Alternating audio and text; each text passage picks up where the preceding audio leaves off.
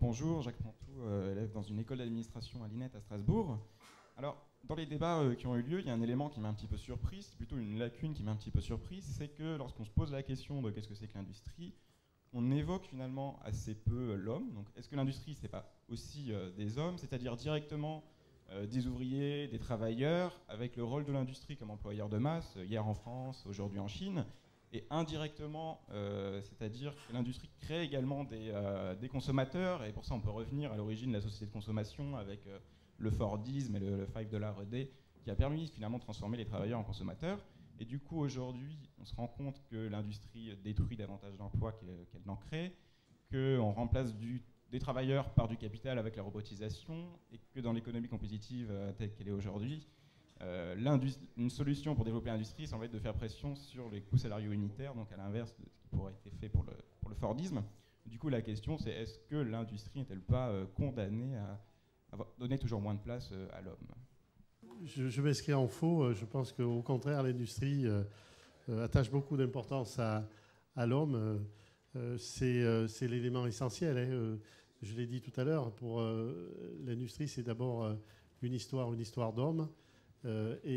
Par rapport à ça, c'est la création de la vie tout autour d'un territoire. Donc je pense que l'industrie, au contraire, plus il y aura l'industrie, mais quand on parle de l'industrie, je pense que c'est dans le général, parce que quand on parle des services aussi, il y a beaucoup de services à l'industrie, donc je crois qu'il faudrait changer peut-être ce terme-là. Il y a une économie transversale qui existe, puisqu'il y a une économie industrielle, culturelle, il y a une économie également touristique. En fait, je pense que ça, mais tout ça, c'est au départ, il y a des hommes et ils ont toute leur place, et au contraire, c'est eux qui permettront justement au pays à créer cette dynamique industrielle dont on a besoin.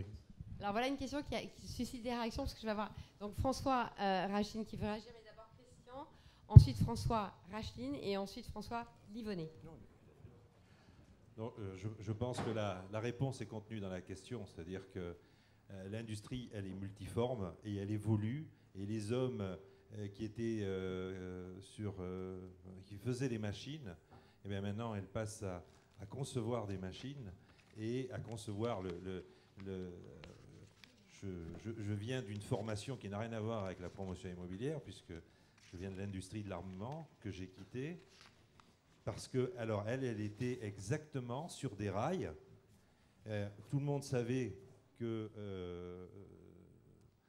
le système ne pouvait pas durer, mais comme personne n'a agi, eh bien, alors qu'on avait une grosse industrie de l'armement, nous n'avons plus d'industrie de l'armement en France.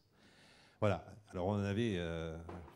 voilà. Et ça, c'est une industrie qui n'a pas su se transformer et qui n'a pas su... voilà.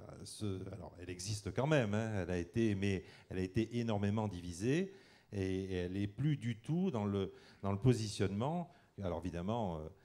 c'est pas beau de fournir des armes, mais d'accord, mais malheureusement la guerre, elle est toujours. Voilà. Bien, hein. Voilà. Donc, bon, toujours est-il que voilà, il y a une remise. C'est comme l'entrepreneur, il y a une remise en cause permanente tous les jours de la façon de travailler, de la façon de concevoir, de la façon de.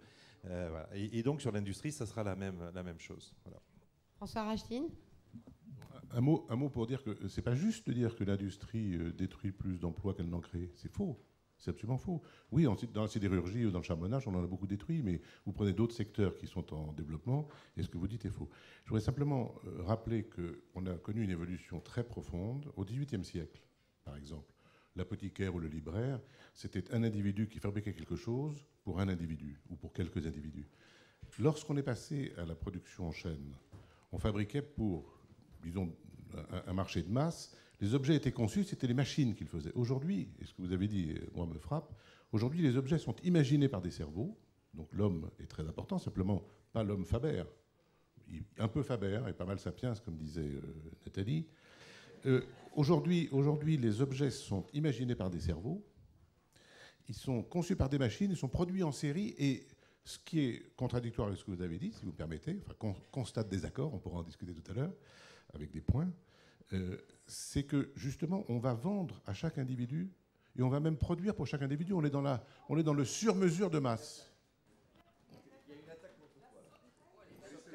Bon, une sauterelle, c'est gentil. C'est gentil. Ouais. On est dans un système qui, justement, va essayer de produire pour chacun. Je voyais dans Enjeu les échos, regardez, il y a des photographies de voitures. Chacun peut avoir sa voiture personnalisée maintenant. Alors, encore plus qu'avant. Vous pouvez me demander des coloris dessus, vous pouvez mettre des signes, etc., etc. Bon. Mais évidemment. Bon. Et donc ça, c'est la première chose. Et la deuxième chose, ce qui était très difficile avant, parce que c'est un marché diffus, c'était d'atteindre les individus. Aujourd'hui, on les atteint. Donc ce que vous avez dit mériterait, disons, réflexion. François Livonnet. Oui, juste un mot, parce que c'est une question qui peut être philosophique. Quelle est la place de l'homme dans l'industrie? Je sais plus généralement quelle est la place de l'homme dans notre société. C'est la question aussi d'un nouvel humanisme, et c'est une question qu'on peut se poser. Quand je vous disais que le pouvoir temporel et le pouvoir spirituel, l'industrie et la science, mais il y a une crise de confiance dans les promesses de la raison. Et comment ne pas avoir une crise de confiance dans les promesses de la raison? Nous venons après les massacres, après un certain nombre de choses. On ne peut plus avoir cette confiance aveugle dans la libération par les techniques et par la science. Je vous rappelle qu'au XVIIIe siècle, le progrès, il était conçu comme émancipation par la science, par la technique et par la démocratie politique. Tout cela est devenu problématique. D'autre part, juste une petite remarque, il y a des courants qu'on appelle aujourd'hui post-humanistes qui considèrent que le problème de l'homme doit être réglé d'une certaine manière par sa technicisation. Il y a des courants américains qui parlent par exemple de la chair comme de la viande, et en disant que le mieux c'est d'arriver finalement à faire des cyborgs. Donc se pose en effet là le problème de l'avenir de l'homme.